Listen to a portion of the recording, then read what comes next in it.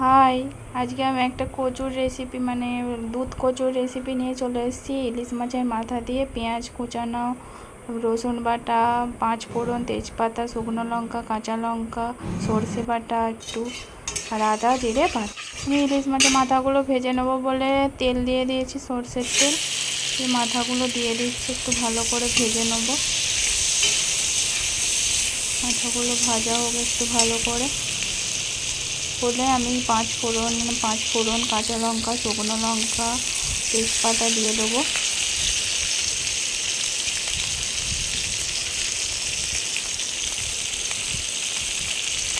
দিয়ে যখন এগুলো একটু ভাজা ভাজা হয়ে আসবে তখন আমি পেঁয়াজ কুচিটা দিয়ে দেবো।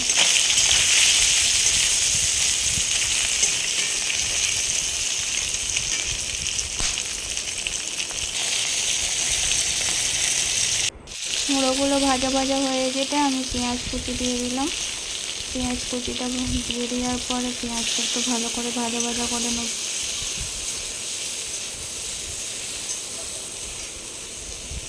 একটু ভালো একটু ভাজা হোক।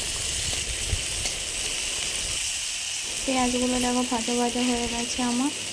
এবার আমি আদা মানে একটু মাঝে রসুনটা দিয়ে একটু ভাজা ভাজা করে নিচ্ছি, যাতে রসুনের কাঁচা গন্ধ ভাবটা কেটে যায়।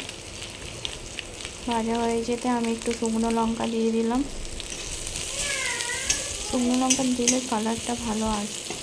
কাঁচা লঙ্কা যারা খেতে ভালোবাসো কাঁচা লঙ্কা দিয়েও করতে পারো, তবে শুকনো লঙ্কাটা দিলে ভালো কালারটা আসে। এইটা আদা জিরে বাটাটা আমি দিয়ে দিচ্ছি। আদা জিরেটা একটু কষিয়ে নেবো। কষিয়ে নেওয়ার পরে এই সরষে বাটা দিয়ে দেবো। কচুর শাকে তো সরষে বাটাটা দিলে একটু টেস্ট হয়।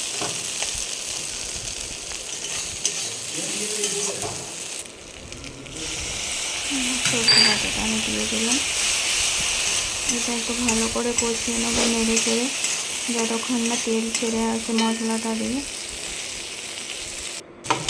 মশলাটা দিয়ে আমার তেল ছেড়ে গেছে। এবার আমি কচুর এটা দিয়ে দেবো। কচুর যে এগুলো সিদ্ধ দুধ কচুটা সেদ্ধ করে রেখেছিলাম ওটা দিয়ে দিচ্ছি। ওটা এবার নাড়তে নাড়তে জলটা শুকিয়ে যাবে।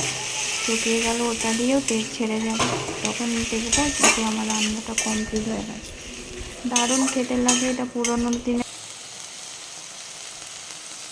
এই দেখো জিনিসটার মধ্যে, কচু শাকটার মধ্যে অনেক মানে এখনো জল আছে। ওই জলটা যতক্ষণ না জল আছে এ হয়ে যাবে, জলটা শুকিয়ে যাবে, দিলেই আমার রান্নাটা কমপ্লিট। দেখো আমি নামিয়ে নিয়েছি। দারুণ দেখতে হয়েছিল আর খেতেও খুব টেস্ট হয়েছিল।